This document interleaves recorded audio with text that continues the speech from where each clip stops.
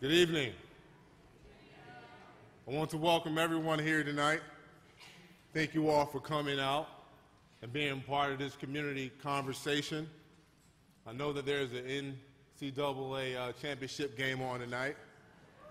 We would have chose another night, but we knew UVA was playing, so as a Virginia Tech guy, it's not too much concern over that. That's right, go Hokies, that's right. But we're about 3 ways away from one of the most important, exciting, and transformative festivals our city has ever seen. As exciting as it is, there are thousands of details, and I know millions of questions. Handling major events and massive crowds is nothing new for Virginia Beach. But this event is new. And for the first year of anything like this here in our community. That is something in itself to be proud of. As plans continue to evolve, there will be growing pains. You have to think, on a normal scale and the size of this event takes 18 to 24 months to put in place. We have world-class staff here, promoters here, who do this all around the world, who are putting together this event in 5 months. We'll be answering everything from questions from transportation, access to safety, and traffic. That's why we put this briefing together, to give you the latest information and provide an opportunity to answer any questions you may have. I think the key word tonight, and I know we will be continuously preach this coming up this event weekend, is patience. We want to give you all the most accurate answers that we can, but we continuously ask for patience. So let me tell you about the format tonight, and then I'll turn things over to our first presenter. As you can see by the agenda, we have representatives from Something in the Water Festival, city staff, and the Human Rights Commission, who have been intensively collaborating on all of the planning so this weekend is a success. But when I tell you intensively, I mean 24-hour, around-the-clock preparation to making sure this event is as safe and successful and as efficient as it can be. We're having you write your questions on cards, so if you haven't had a chance to write your questions on note cards, there still may be an opportunity. Just see either Aaron or Drew over there, right here. Sorry about that. And both here, so you get a chance to write your questions on there. We will concentrate on the issues that apply most to the people and groups. So if you have a specific issue, I myself, as well as Brian Solis, will be happy to answer your questions after tonight's program. However, we know that some of you might have personal circumstances that you want to discuss, and we can discuss those tonight after the meeting with you.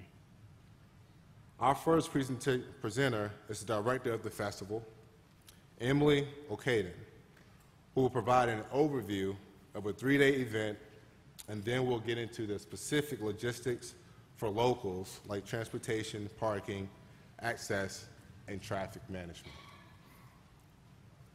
Now, let's understand exactly what this festival is. This festival is to showcase the beauty and talent not only of Virginia Beach, but of Virginia.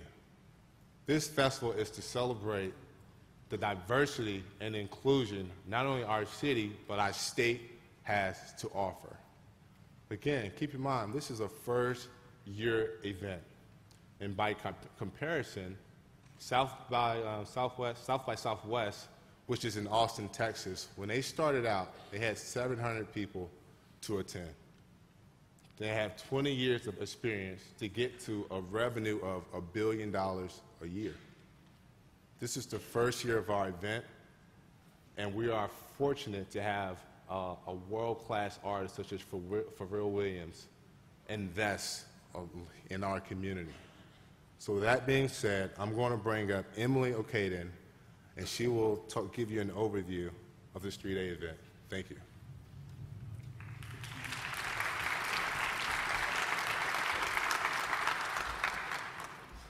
Good evening, Virginia Beach.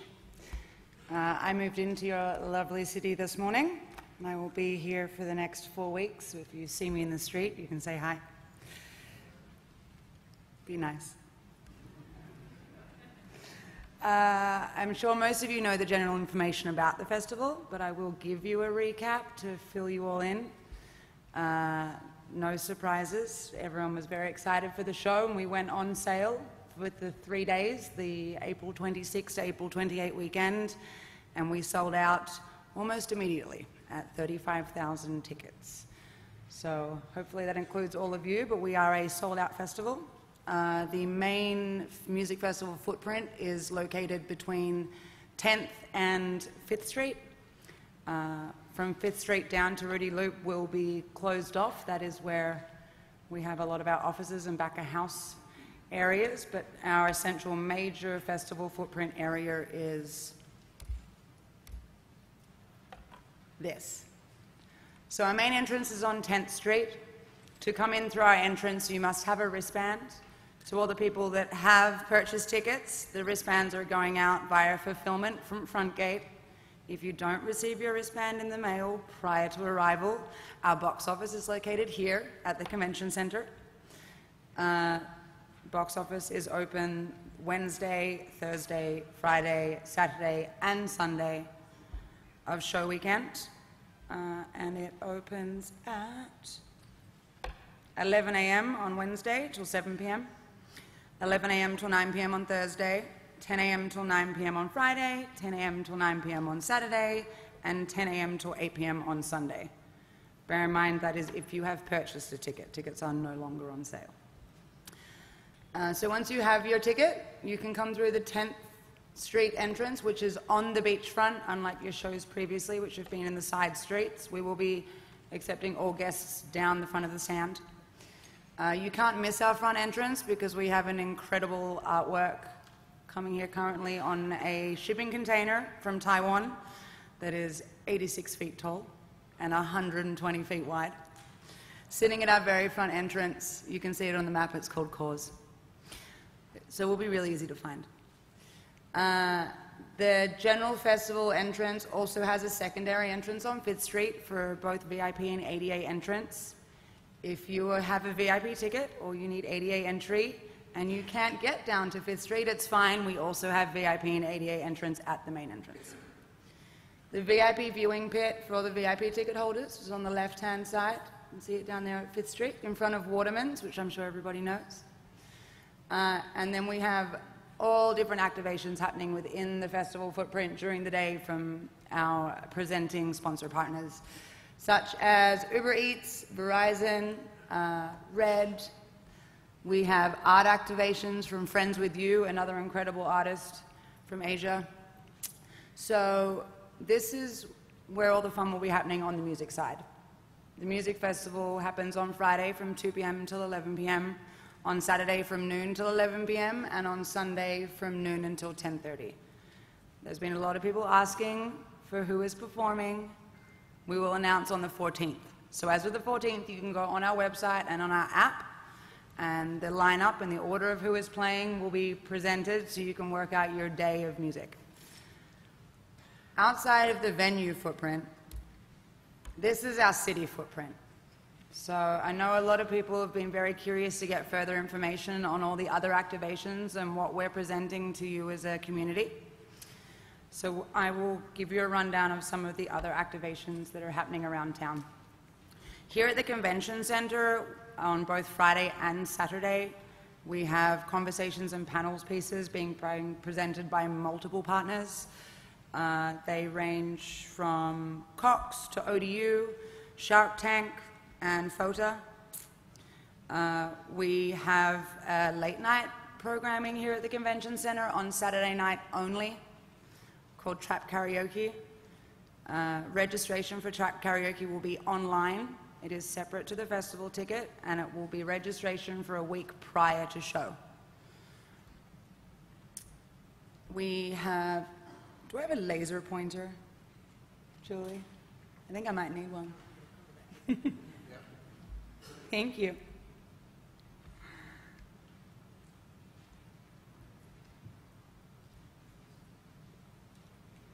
I'll run you through them, but when I get a laser pointer, I can point them out a little bit closer for you.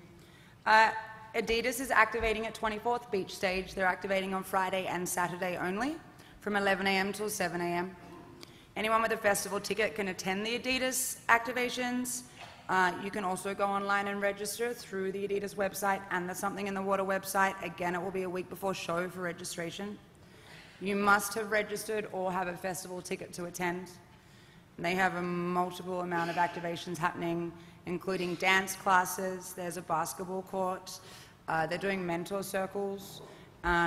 They have Adidas slides, which you can brand and recreate yourselves.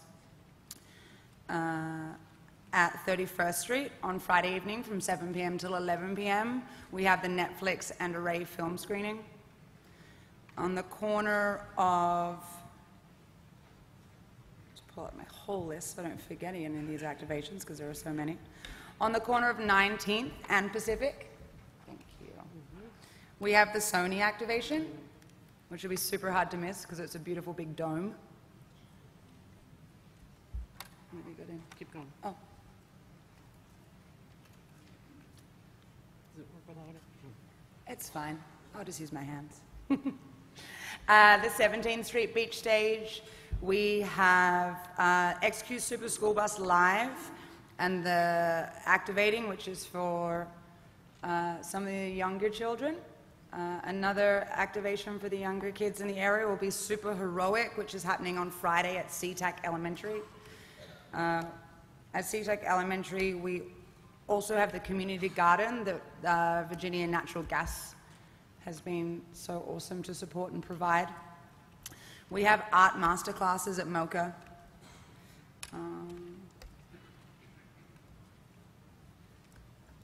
What have I missed? The pop-up church between 19th and 23rd Street on the beach from noon Sunday until 8 p.m.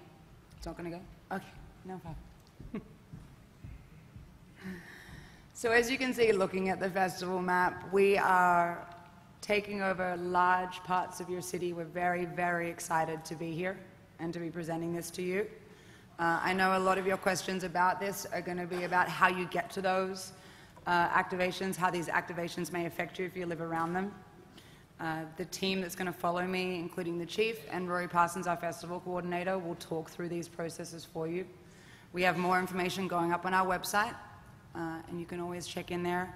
And then we do have a page of email addresses on the website that if you haven't seen them, please go to somethinginthewater.com. We have a community line, an information line, and a vendors line available. It's been up there for you. And if you have any queries about those, you can come and see me at the end of the night and I can fill you in. But otherwise, I'm going to hand over to the team.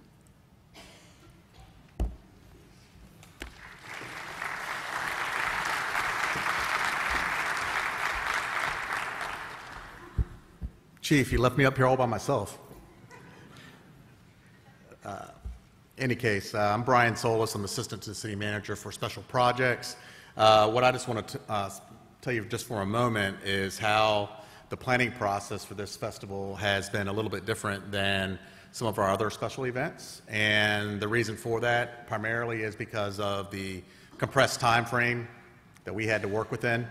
And also the kind of how comprehensive and how large of a footprint that this festival has versus maybe some of our other special events.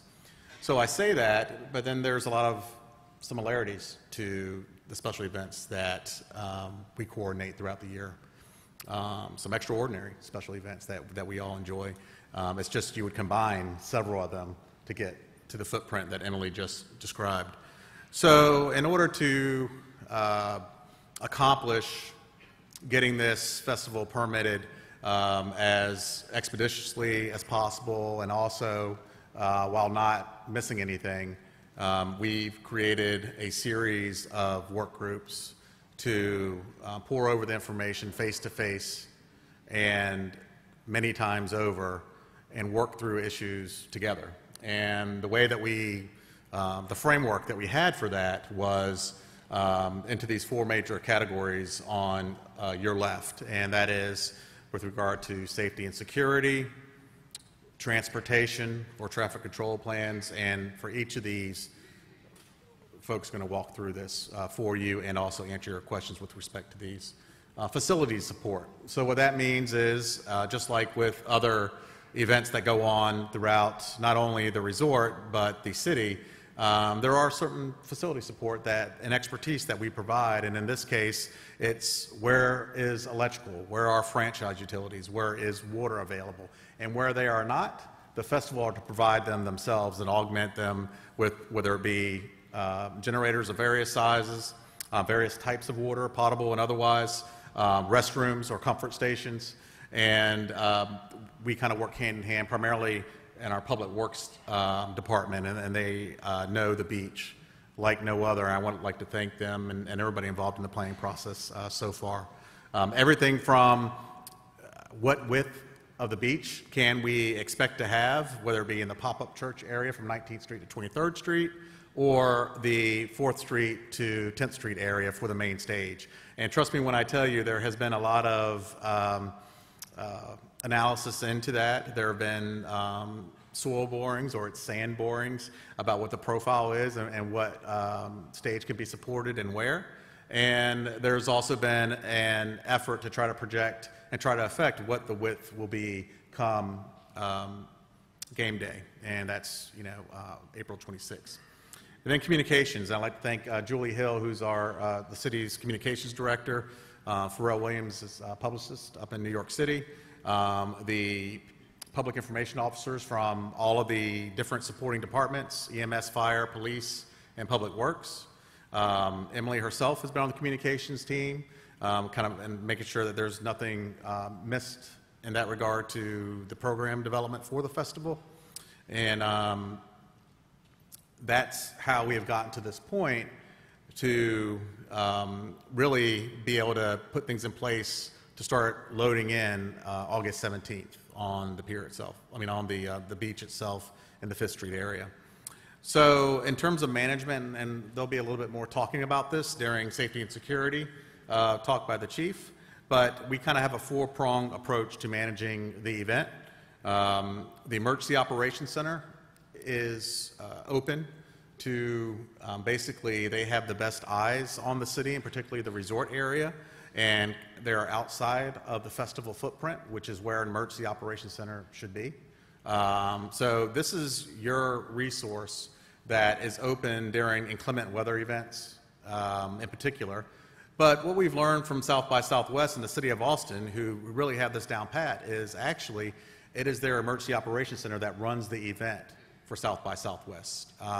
They have all the right folks there, all the public safety departments, code enforcement, transportation, and they call it their event management center during that a week leading up to the 9 days of their festival, and then tapering down afterwards. And we're emulating that by operating our EOC, and Aaron Sutton, the Director of Emergency Management, is here as well if you have any questions about that piece. So the second piece is one that is open throughout the last 5 or 6 College Beach weekends. It's our Operations Command Centers, and that is generally in the 2nd Precinct area where where your public safety departments are located for the resort area. That's where they will be. But we have some redundancies in place with regard to Something in the Water Festival. Team members will be there side by side with our public safety folks and other folks in the command center. And then the Joint Information Center, that's basically folks that are with the Convention and Visitors Bureau and other departments that are there to answer questions that come in specifically with regard to the festival. The Something in the Water, something that's not listed here, but Something in the Water, I guess the branch that they'll be operating the festival will be located in the Rudy Loop area. So that is their main hub of managing the entire festival for everything that they have purview over. And we will have city staff represented from public safety departments that will be present within their branch of managing the festival. And lastly, the Traffic Management Center will be available, and if you don't know what that is or where it is off Dam Neck Road, where you see those kind of one-story public utilities and public works buildings, Dam Neck Road and Rosemont Road, and within that there is a set of a large wall of screens and other technology that can see, has all the eyes on all the intersections that have the cameras in the city. They can also adjust traffic signals as needed from there based on what they are seeing and what they are hearing from the field. So there's kind of a multi-pronged four-piece approach to managing the center from a lot of different ways. So with that, I'm going to kind of pass it on back to Councilmember Rouse to introduce the next speaker, and I'll stand by for any questions you might have. All right, we're keeping it going, Everyone is still excited, right? Yeah, okay, we're going to get to those questions in just a bit. I can hear everyone's minds working right now, so we're going to get there in just a moment. The next person I'd like to introduce is Rory Parsons. He's the festival coordinator, and he's here to give you somewhat of an overview, as well as transportation and traffic management, as well as our police chief, Jim Tavera. So please welcome them on stage right now.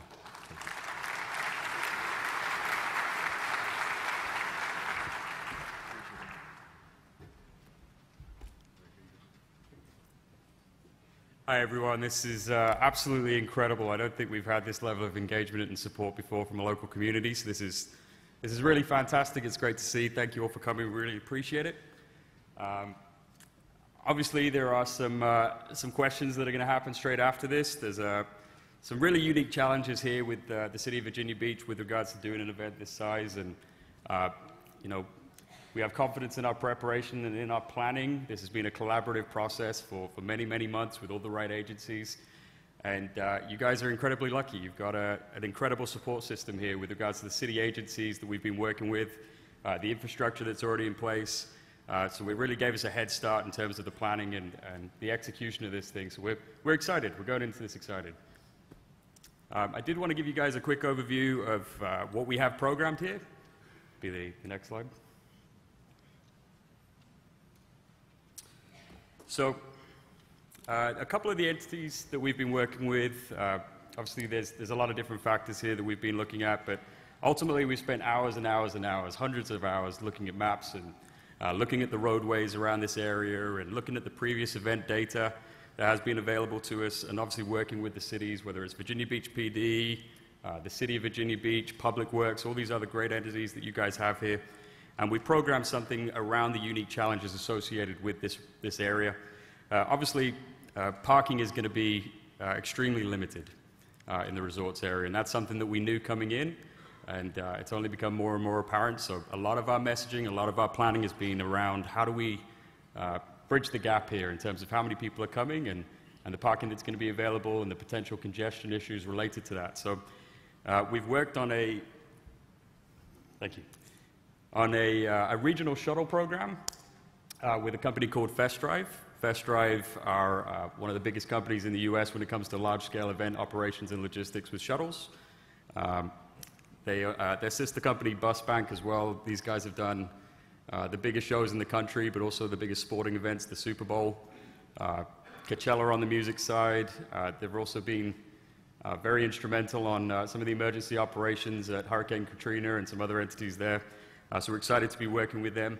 And we know where a lot of our attendees are going to be coming from, based off of the ticketing information and the general response that we've had. So we've programmed certain cities that we're going to be running shuttle programs from, based off of where we know our folks are going to be coming from. And that includes Chesapeake, it's Norfolk, Portsmouth, Suffolk, just to cover the local areas. But also, we have a lot of attendees that are coming in from out of town, including Durham, North Carolina, Washington, D.C., Baltimore. So we're confident we're going to be able to pull a lot of those folks out of those smaller ridership vehicles and get them into big shuttles.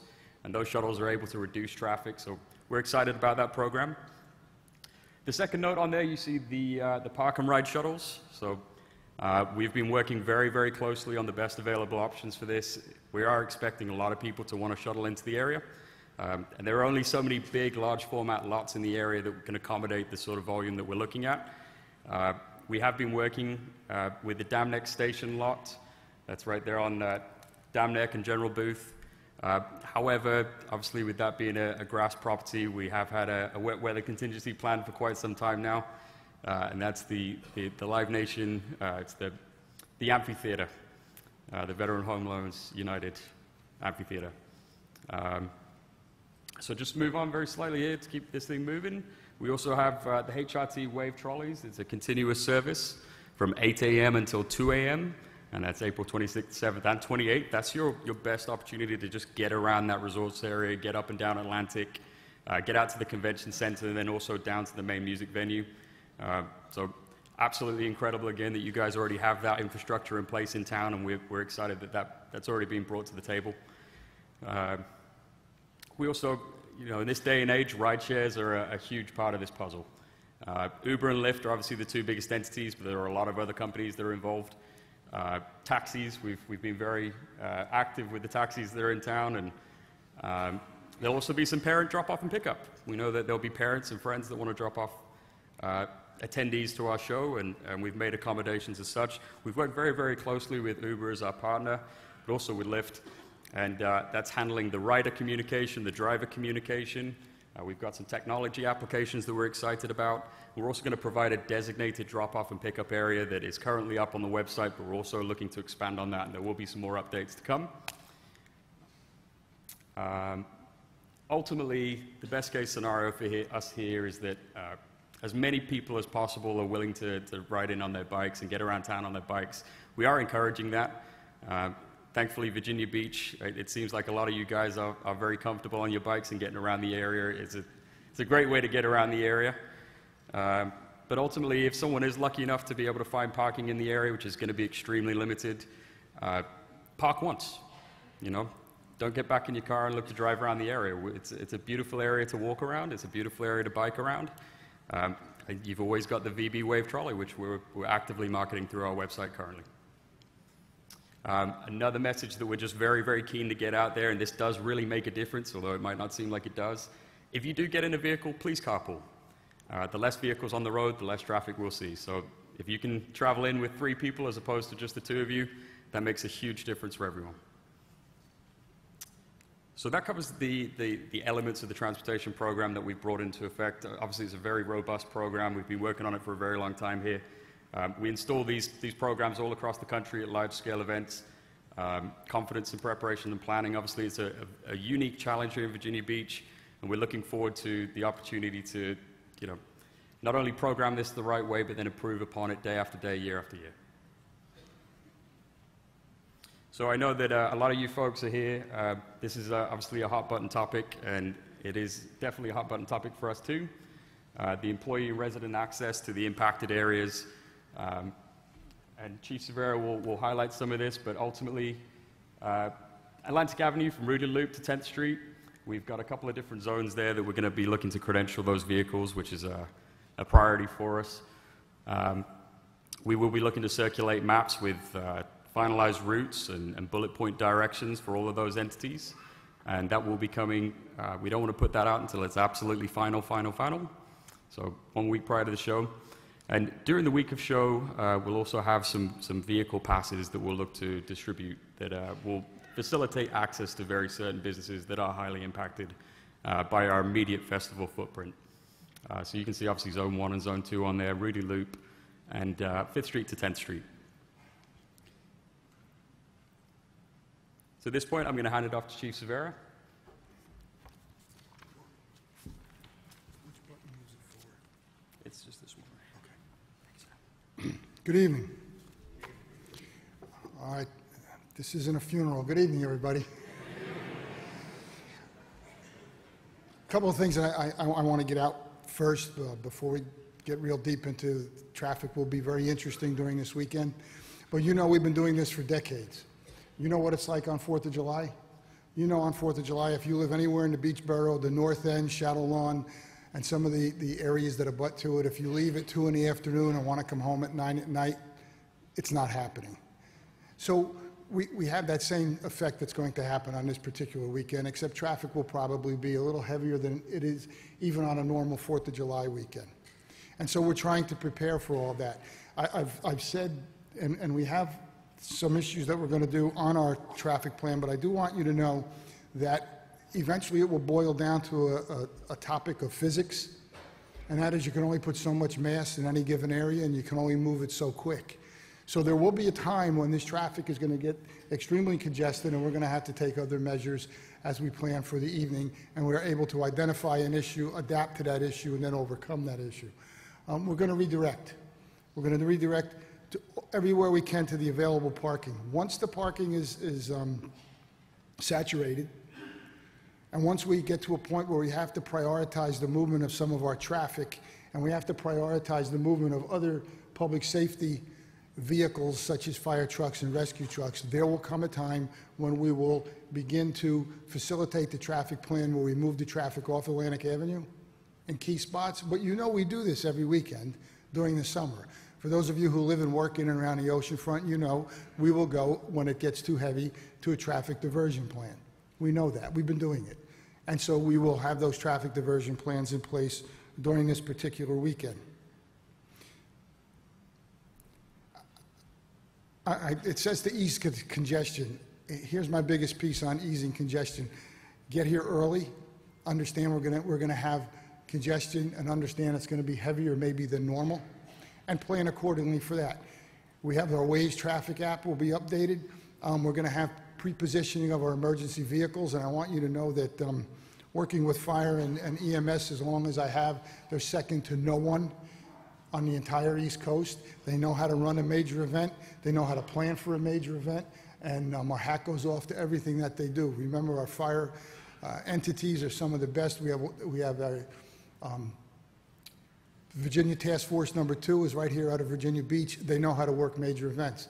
EMS, the largest EMS entity, volunteer EMS system in the nation.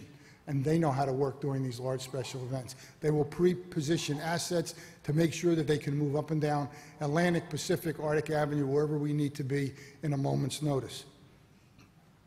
19th Street will get interesting because once we're done with the festival music, the event, a lot of folks will be coming back to this location for the after hours event. That means we're going to have a lot of pedestrian traffic on 19th Street working its way west. We have a plan for that. Finally, I want you to know that the Sheriff's Department and your state police are heavily involved in this weekend also. I want you to know that the state police have stepped up every time we've asked them for resources, and so has Sheriff Stolle and the Sheriff's Department. So it's not just the police department. We have the lead, but we have assisting agencies. Okay, be patient. Number 2, refer to number 1, be patient. Number 3, you don't get my drift? Be patient. It's for those of us who have done this for decades, you understand that if we're not carpooling, if we're not using bikes, if you live in this particular area and want to get from point A to point B, vehicle might not be the best way to go.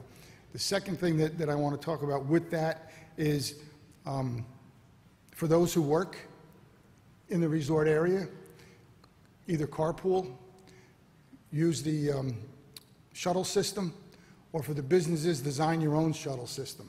Because I've been asked, well, what if someone has credentials and we have to do a diversion off Atlantic? Can they get to their place of business? Yes, if we can get you there.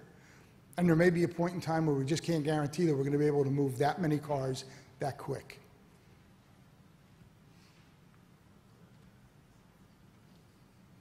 I know there's going to be some questions, and we'll take those later, so Councilman.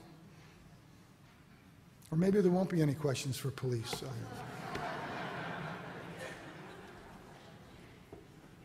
Sure, there are tons of questions out there for communications. Next, we're going to have information sources before and during. We're going to bring up Julie here, our Virginia Beach Communications Director, and we're going to bring up Emily Octon again from BWG to talk about that. Thank you.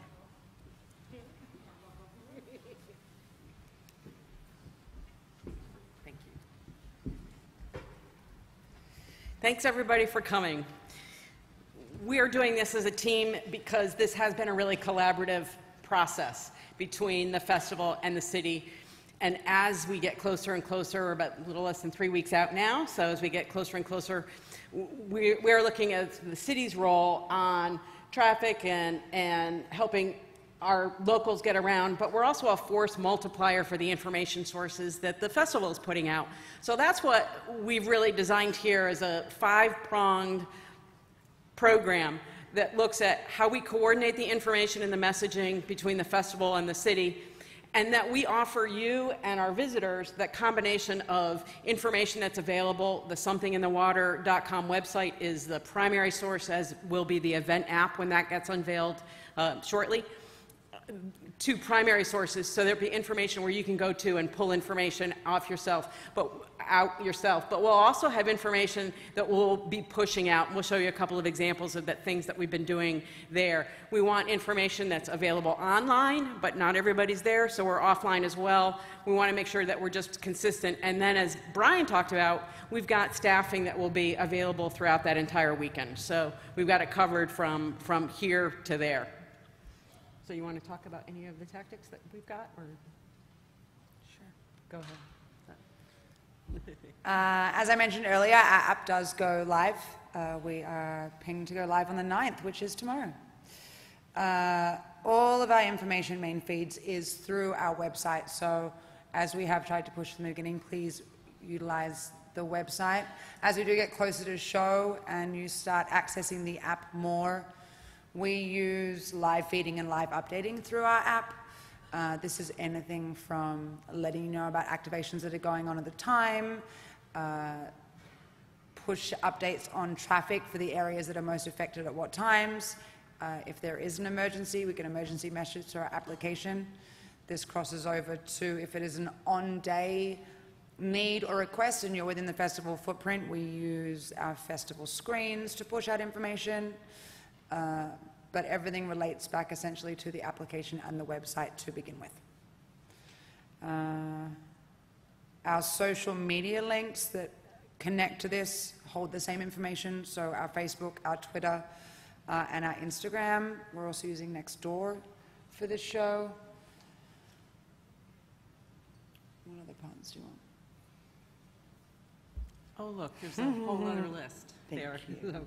Meetings like this would be another example of the things that we've been doing, not only in the weeks prior, but today as well. We have had a lot of these meetings. They've been thoroughly enjoyable. Today is our biggest one with you guys. From that, you should have received the postcard that went out last week for your initial information, round of information to everybody in the Virginia Beach postcode.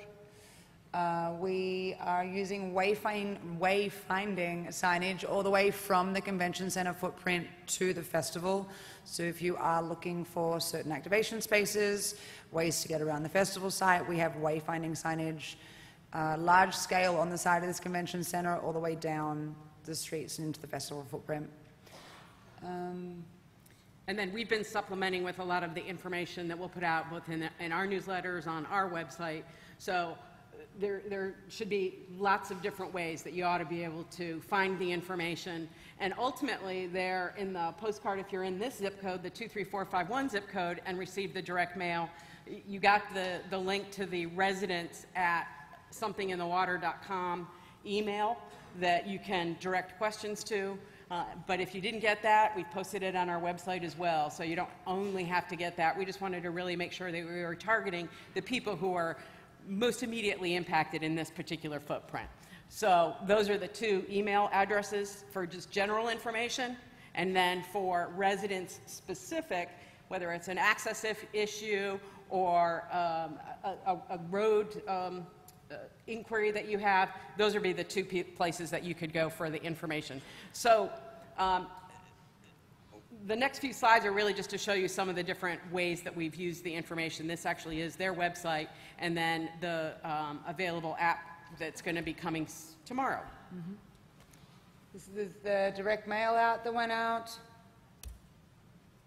Our updates on our website are pushed out every Friday through our social media and our website. They range from information on the activations, the artists, new updates on traffic information, the different styles of food and beverage we're going to have at the show. So every Friday there is a large notification that goes out on all of our social media and press releases. It's probably one of the best things that you can do. That would be something that once you sign up, it gets delivered to you, whether you're on Twitter, Facebook, or Instagram. And on Nextdoor, we probably have some of the largest numbers of people in Virginia Beach per capita that belong to next door than any other city in the country. So we use that a lot. The last time I checked, which was a few weeks ago, we had over 103,000 households there. So it is a great tool for us.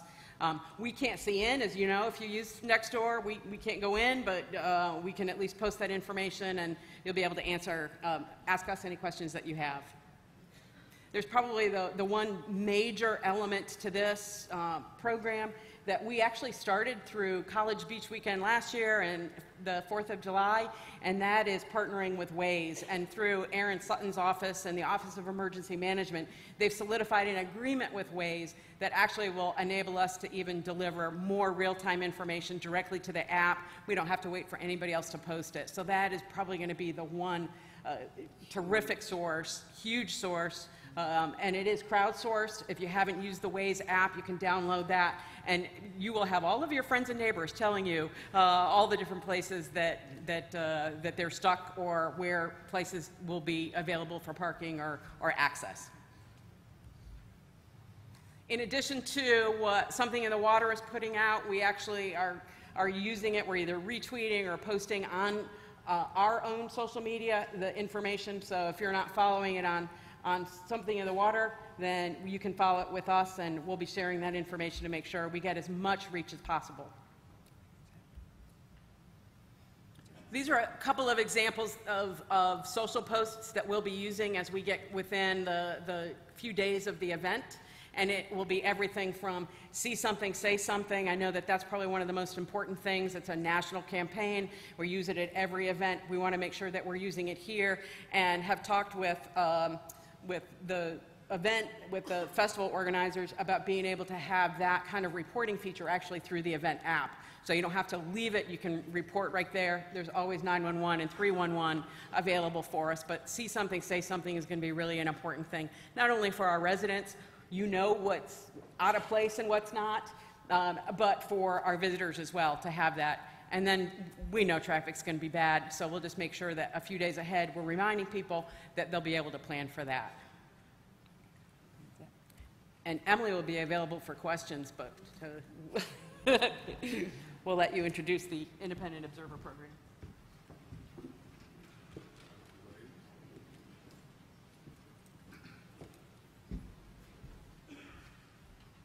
Thank you, ladies. Next, we'll have Human Rights Commission observer from their program. Sylvia Neri Strickland is the HRC chair, as well as Lieutenant Scott Wishingdahl of our VBPD. Thank you.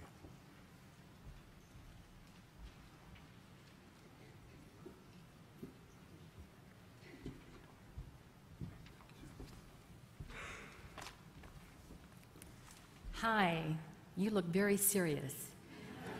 My name is Sylvia Neri Strickland. I'm chair of the Human Rights Commission. The Human Rights Commission was officially formed in 1991.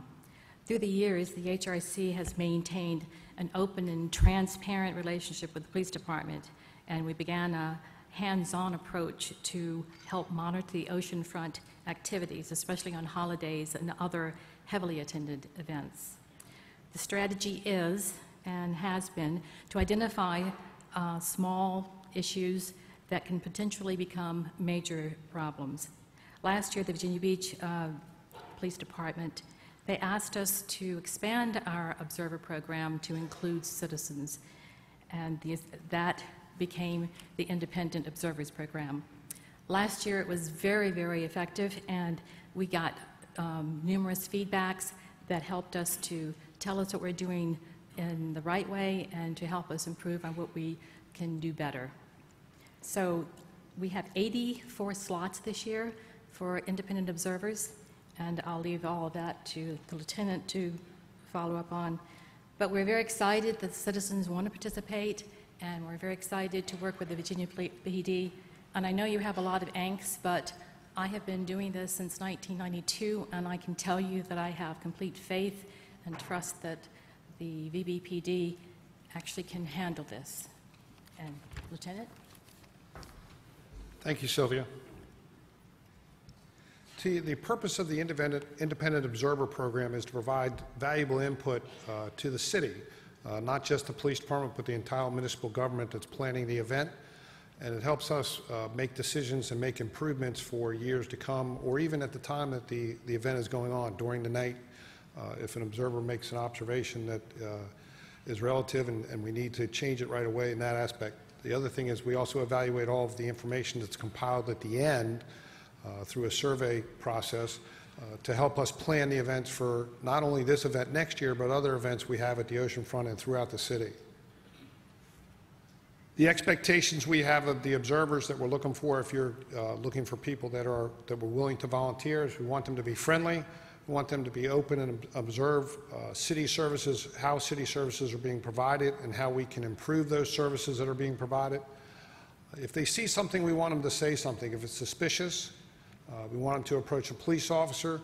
If it's something that can be improved upon and needs to be improved upon, as simple as better signage for restrooms is one example that has helped us in the past, that observers made the observation being down there from a different perspective than some municipal workers are, including police officers down there. One thing we would ask of the observers is not to interfere with police operations. If you see something that concerns you that a police officer is doing, we'd ask that you speak to a supervisor if you can identify one, or ask for a police officer to get you a police supervisor, and they'd be more than happy to talk to you as an observer to hear your observations and your concerns at that time. What we will provide is the city will provide for the observers, will provide satellite parking that's separate from the satellite parking that the event organizer is providing for the participants. We'll provide a shuttle to and from that satellite parking. And we'll also provide respite locations that night so you can, as you're doing it, the shift, which is 3 hours long, we'll provide restrooms as well as snacks and water so you can keep hydrated, so you can still make your observations and be comfortable throughout the night. Comes down to the fact is that we need you. We need help from independent citizens to help us with this program so we can make the observations and we can get some impartial input from people and help us with, again, as I said, not the planning just only for this event, but for all of our city events that we have, special events and all different events that we do, that we provide services for and can help us improve the services we're giving to you. How can you get involved? The first thing is there's a limited number of slots. I want to make sure you're aware of that. As Sylvia said, we have 84 slots. We've got over 400 people here now, so just be aware that there's a limited number of slots, so we'd ask if you're interested in it that you sign up early. You can join us after this meeting. We're going to be meeting outside the ballroom here to the left, towards the glass. We'll be meeting there with anybody that's interested. We'll have some handouts for you. We'll answer some questions on the program and go over some specific details if you're interested. You can also, if you've got an iPhone, you can hit this QR code right now, and it should take you to the website that does not show up very well. But if you hit the QR code, that'll take you right straight to the website, or you can come to the meeting outside. And we'll give you the information that you need. Thank you.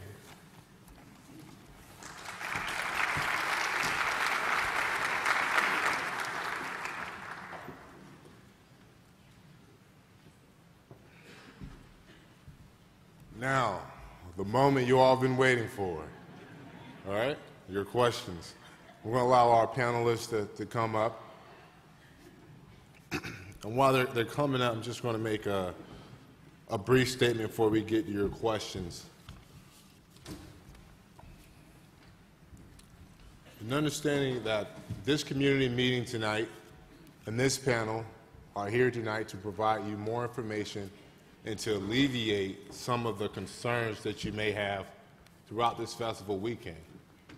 But hear me and hear me clearly. We will not let the fear of our past stagnate the growth of our future.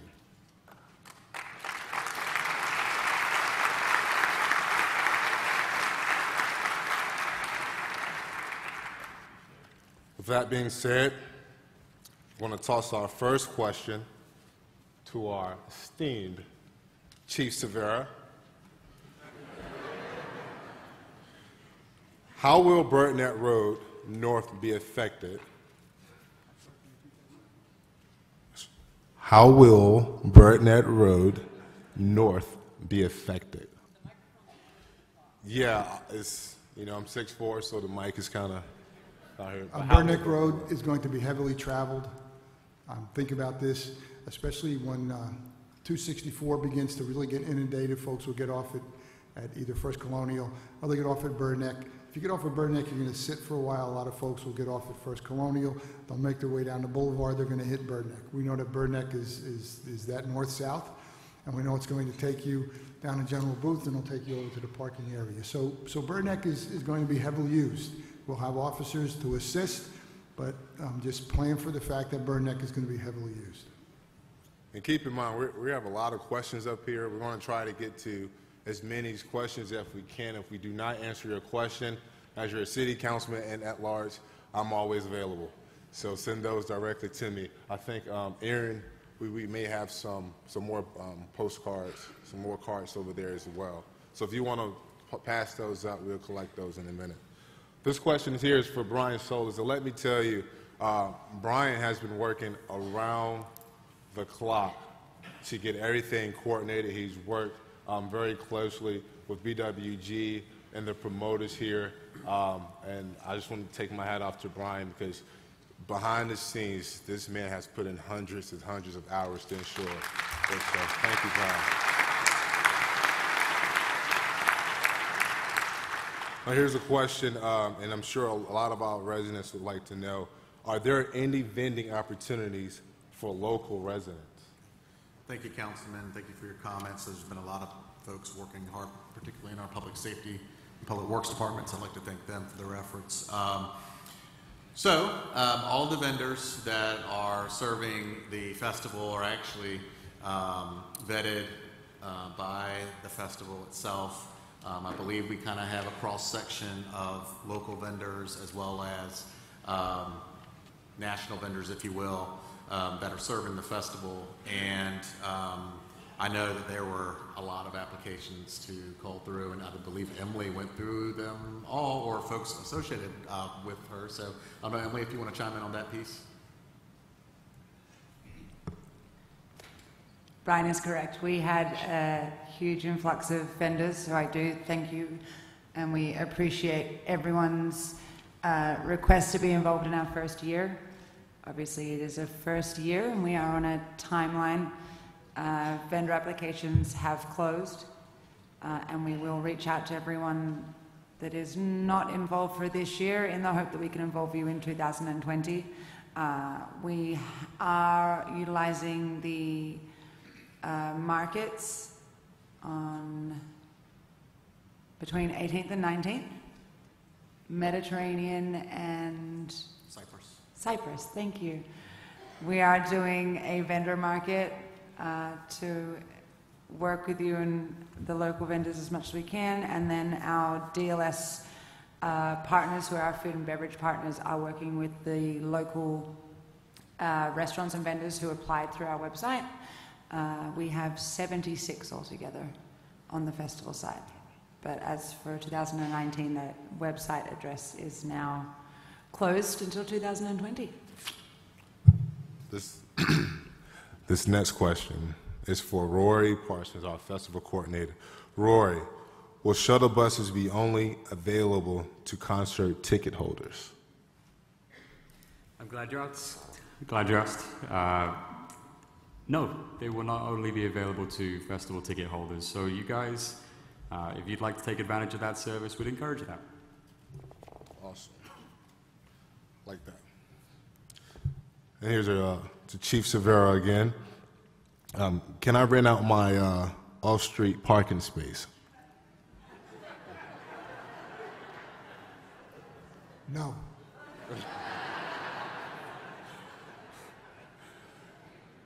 Okay.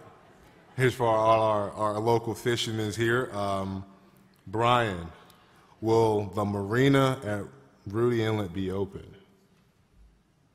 So I'm a fisherman and a surfer and love the beach in general, and for the first time, you know, the Rudy Loop area that I'm aware of for a special event, because of the number of artists and all of the supporting infrastructure that's needed to support a much larger stage than we're used to having there at 5th Street. Rudy Loop will be closed, I believe, from at least Thursday early through Monday of the event. The marina, though, will be open. So we are I'm not going to say it's not going to be affected by traffic, but the marina and all the businesses will be open. In fact, there will be a sign that says Winston-Salem Avenue business is open. There's a wedding with a rehearsal dinner on Friday night with a wedding. Is that you?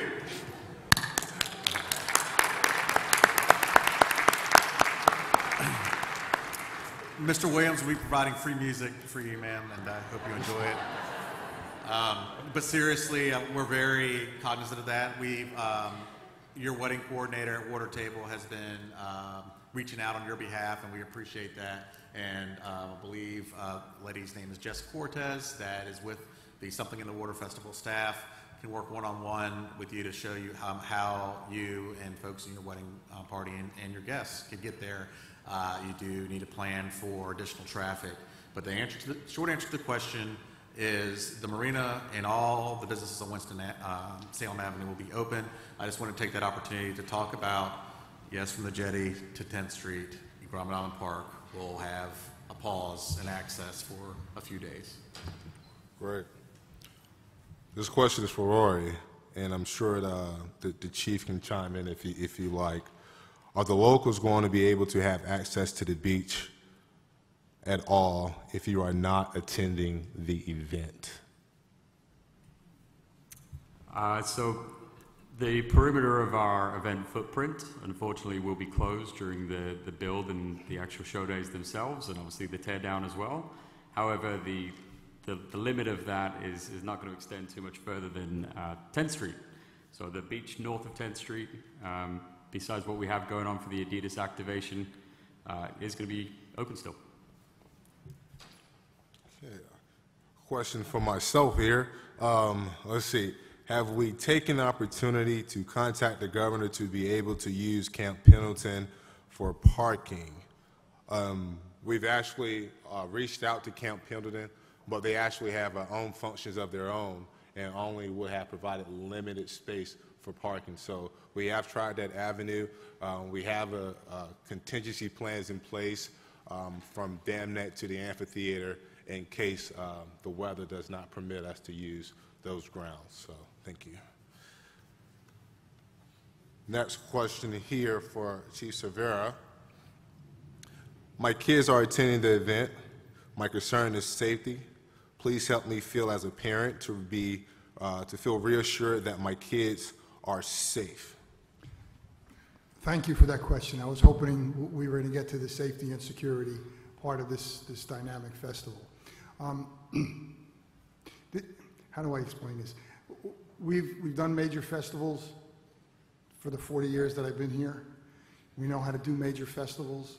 We have a safety and security plan for what we're calling the venue. That's where your major entertainment will take place, as well as for all of the other sites, i.e. the pop-up church, the basketball, the 19th and Pacific. We will have safety and security. We're working with private security. Again, we work with state police. We work with the sheriff's department to ensure safety and security. We also have the safety plan for the rest of the oceanfront and the rest of the beach borough. And oh yeah, we have a safety plan for the other 475,000 citizens in our city.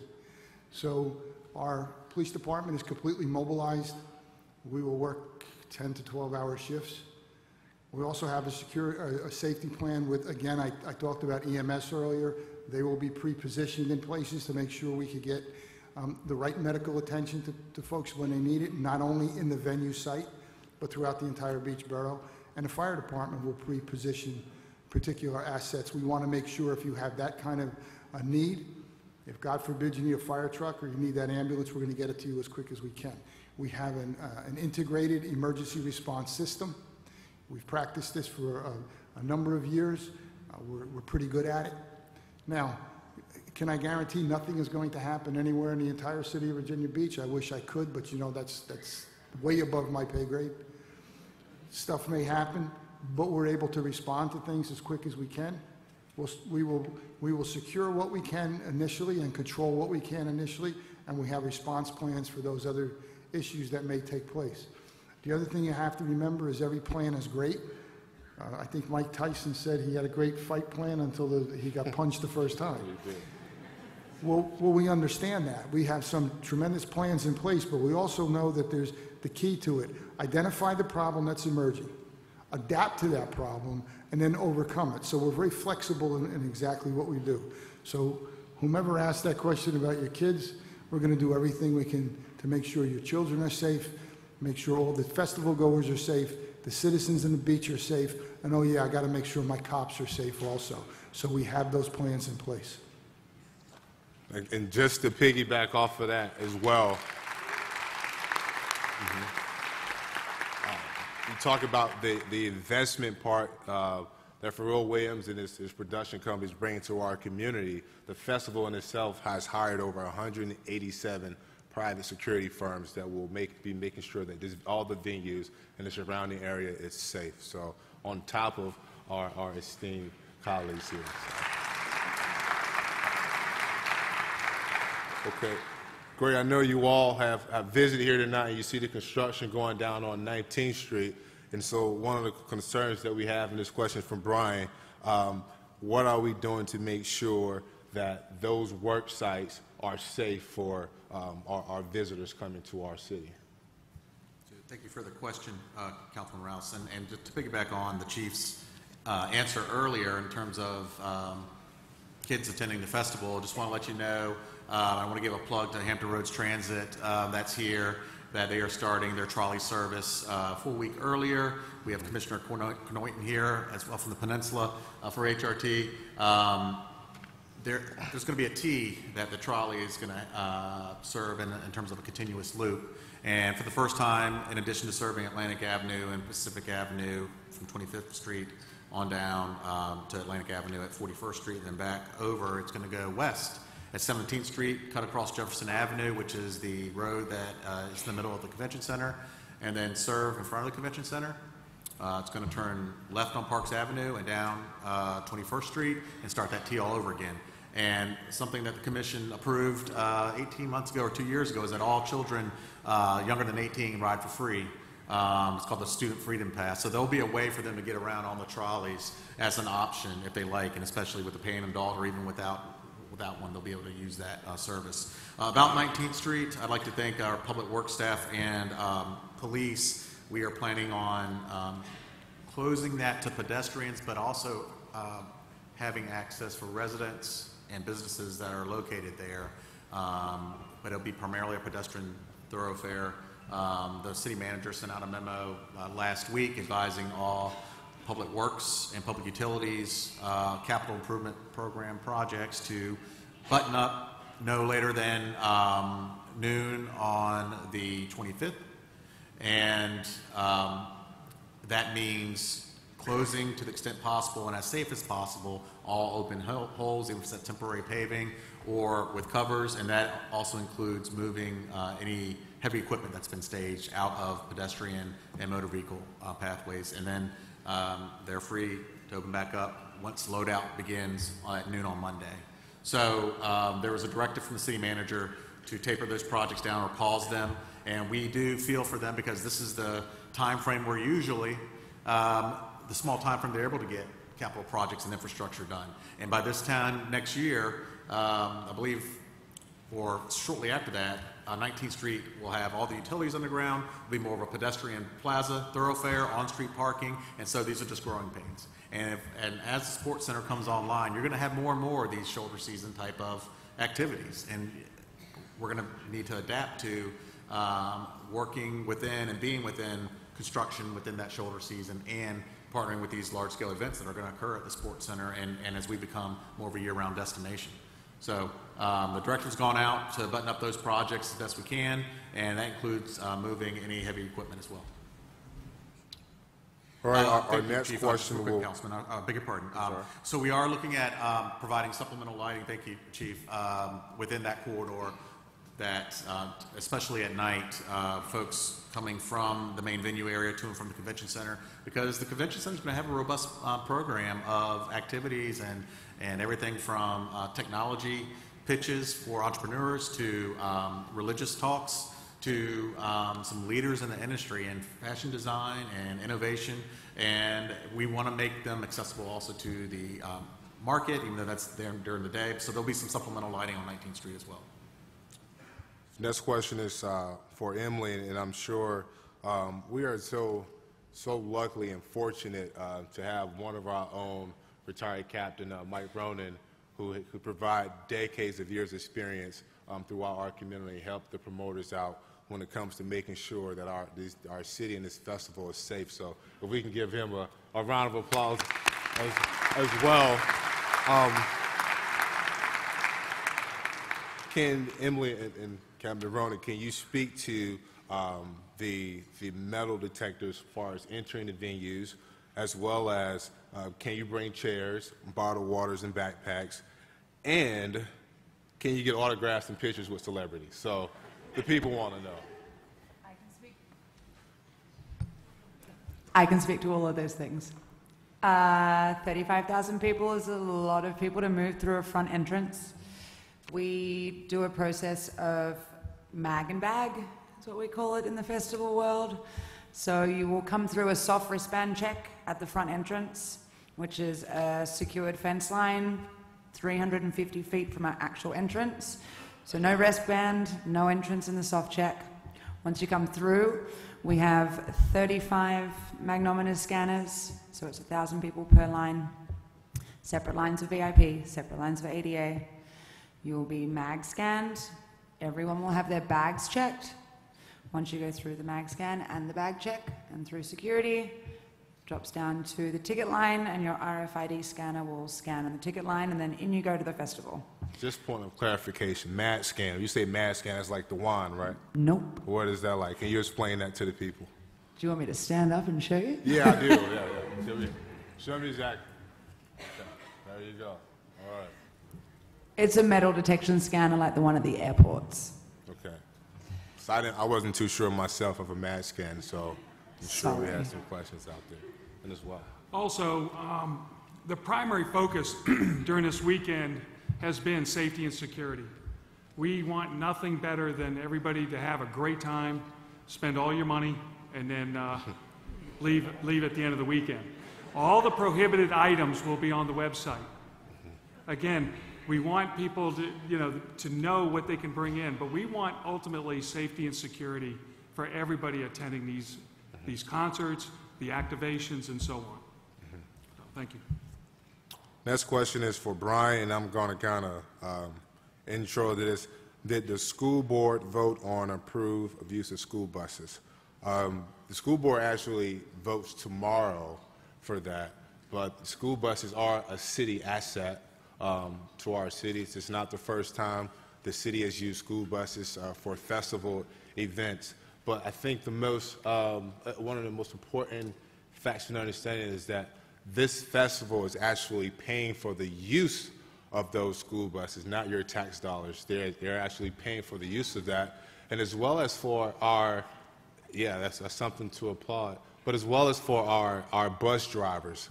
They will have an opportunity to make time and a half that weekend, which is great. There will approximately be 70 bus drivers, and all the services were volunteered, and there was a list of over 400 bus drivers who volunteered for that particular weekend. So I don't know if, Brian, you want to add? No, sir, you covered it very well. Anything else? Thank you. As well. Let's see. Okay. I'm sorry, some of y'all handwriting are like doctors, and it's kind of hard to read. Access to I-264 Friday, Saturday. Can you talk about the access to I-264 that weekend? And I believe the chief can speak to that, when and the time that you may possibly have to shut down the interstate. An interesting fact, local police cannot shut down. We always say, when are you going to shut down 264? We cannot. That's an interstate highway. What we do is divert traffic back from eastbound 264. You know how that drill goes. Then we turn you north on Parks, and we turn you west again back on 264. When is that going to happen?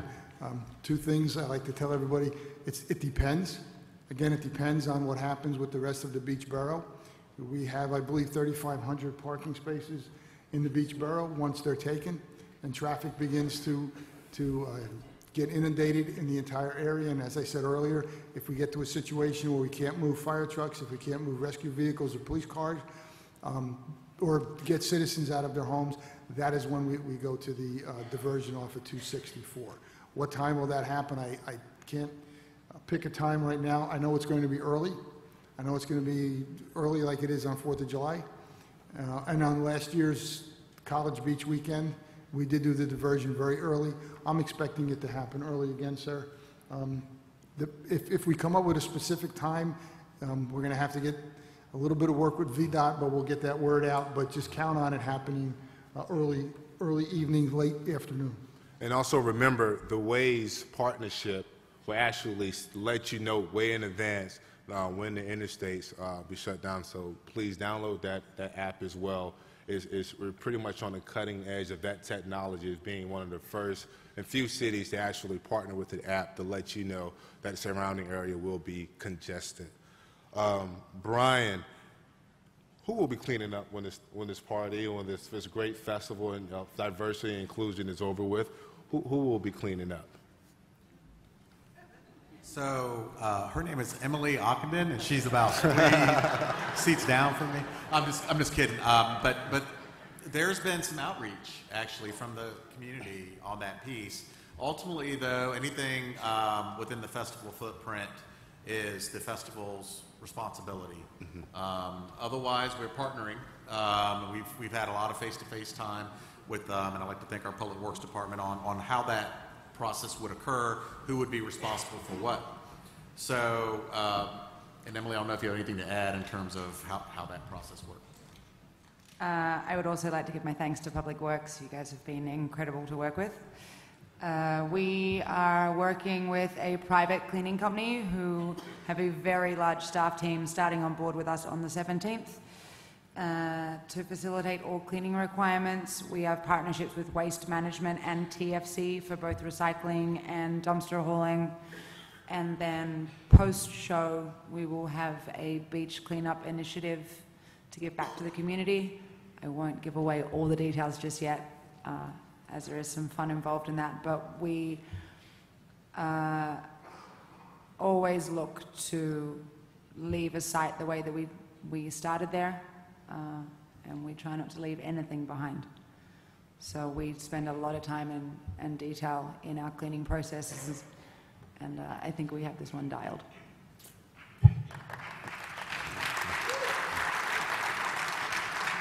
I believe Chief Severe has some comments on the independent observers. Yes, thank you, sir. I really want to accentuate the importance of that particular program for the Virginia Beach Police Department. I think we're one of the few police agencies that I know of that ask citizens to come out and observe how we're doing. Tell us how we're doing. So we can give a better service to our citizens and to make sure that the officers are interacting in an appropriate way. This idea really took off the last couple of years when we had some of our College Beach weekends and things happened. And what the feedback that we had gotten from a lot of our citizens was after a certain act of violence happened, everyone was running away. The cops ran to that act of violence, and the cops never asked whether the gender, they never asked the race, the religion, or anything of the individual who was injured. They just gave the assistance that they needed, and then they found the perpetrator, and hopefully we made the arrest. The second thing about the importance of that, Mr. Andrew Jackson is sitting right in front of me. Mr. Jackson is a member of some very large community groups, and he's never once hesitated to tell me something. And sometimes when he tells me, it might not be the best news that I want to hear, but the importance of that is because of that interaction, because of that open communication, we're able to solve a problem in a small sense before it becomes a large issue like you see in some areas around the country. I cannot really tell you how important this independent observer program is, the Human Rights Commission is, for the Virginia Beach Police Department. So I wanted to really accentuate that and hope to get some feedback from folks. This question is for Brian and maybe Emily, our logistics person here. Can you talk about the residents who live primarily the Bergen and the oceanfront area?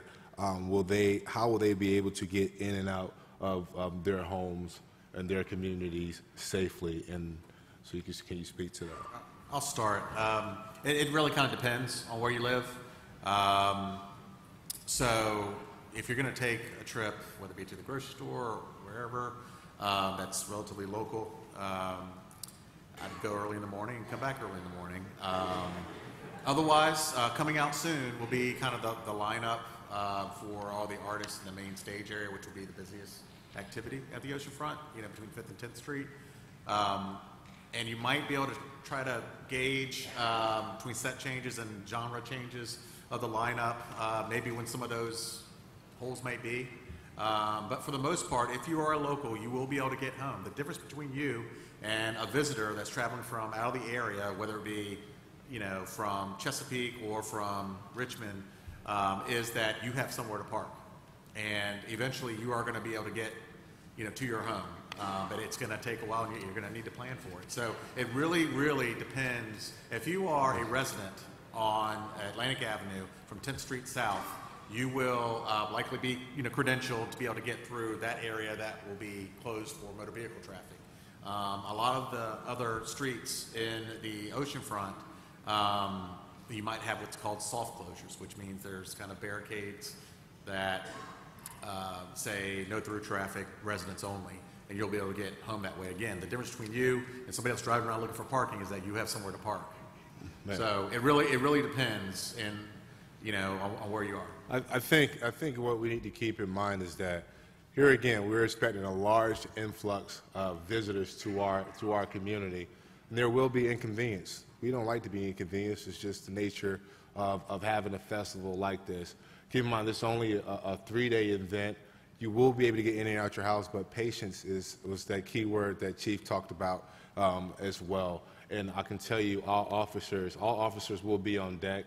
I know they have actually had training to kind of get those residents in and out of their home as quickly as they can. But again, we just ask if you have patience, and let's show our visitors what Virginia Beach is all about, because the whole world, the entire world, eye will be on our community, and we want to put out a positive reputation that says we are open to diversity, inclusion, and open for business. So let's keep that in mind.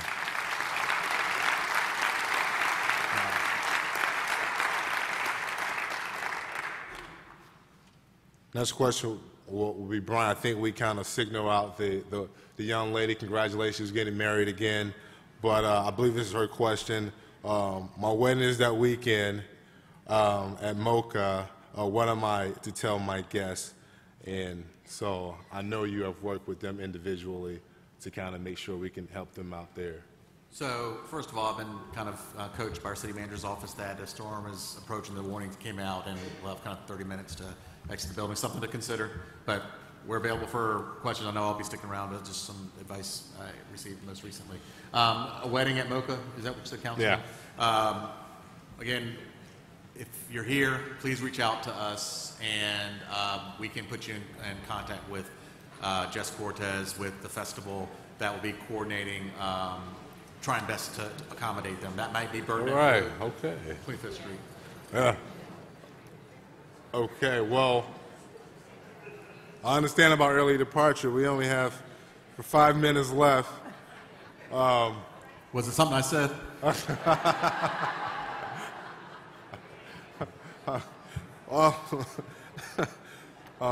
Brian's tactics. The last question, I guess I'll give this question as last question. And keep in mind, I do have a lot of questions up here that we aren't having to answer or ask tonight, but I will try my best. I know our staff will try our best to get you the answers that you are seeking. Remember, my email is arouse@vbgov.com. So if your question didn't get answered tonight, I will try personally to get back to you as soon as I can. Question for Brian, I believe this is best for Emily.